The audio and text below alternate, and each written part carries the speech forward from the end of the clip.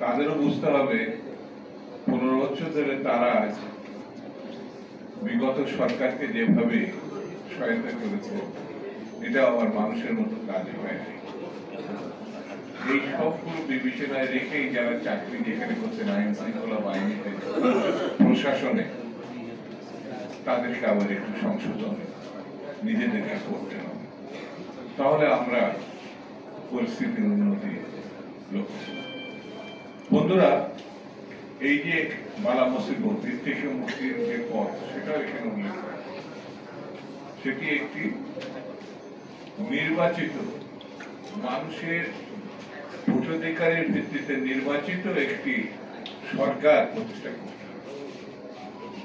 বিদায় করা সম্ভব হলে মানুষ একটু শান্তিতে থাকতে হবে, কিন্তু শান্তি তো দূরে থাক, এখন বিবিধ মুসিবত নিয়ে মানুষকে বসবাস করতে হয়।